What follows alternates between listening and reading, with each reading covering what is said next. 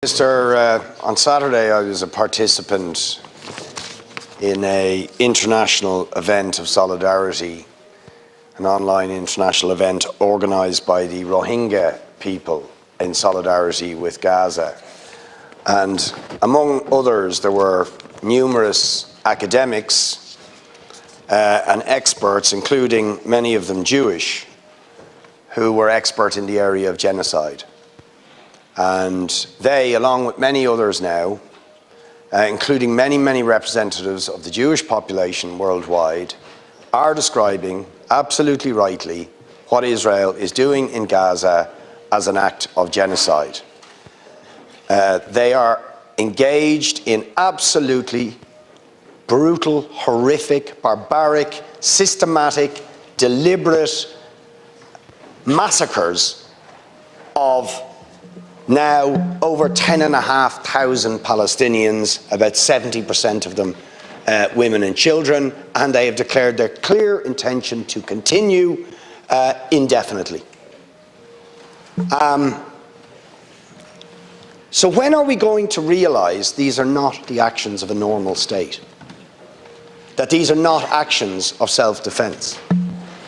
And when we describe them as war crimes, as genocidal assaults,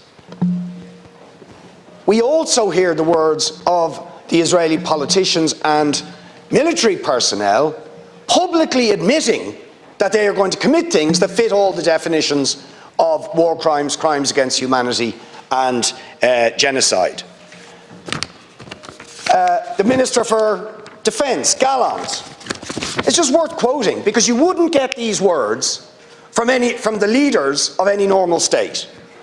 October the 9th, I ordered a total siege on the Gaza Strip.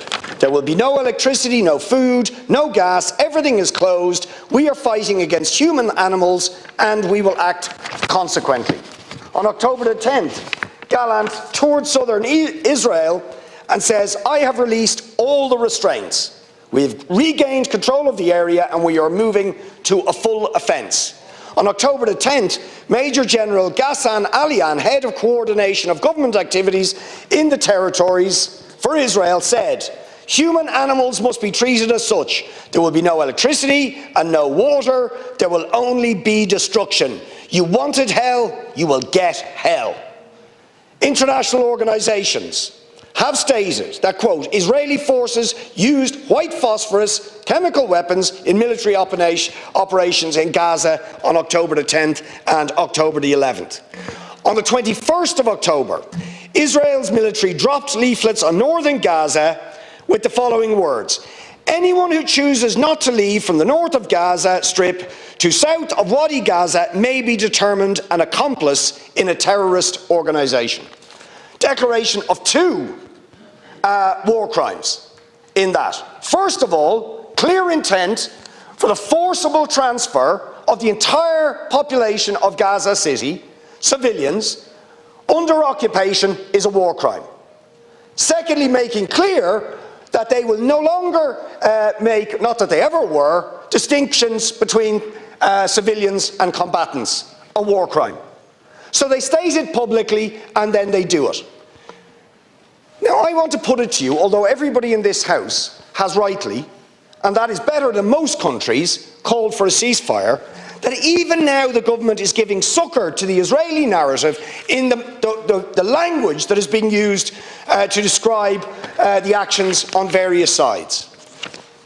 Again and again and again, the government refers to the events of October the 7th and the Hamas attack as barbaric, savage massacres.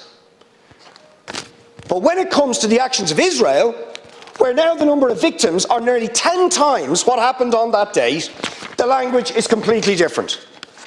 We talk about disproportionality.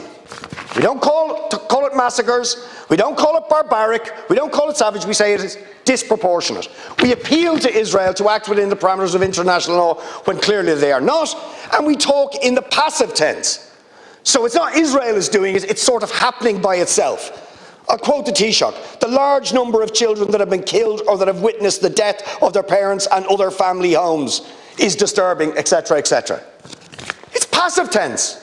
It's not Israel is slaughtering men, women and children. Will they stop it? Will they stop this slaughter? And this double standards in how we're treating the two sides of this conflict, and in fact when Israel has the upper hand in every respect, is more of the problem that gives license to Israel to continue the slaughter. They are not a normal state. They are a state built on the ethnic cleansing and the denial of rights for Palestinians for decades. And until we recognise that and begin to do what we did with apartheid South Africa, this bloody horror will not end.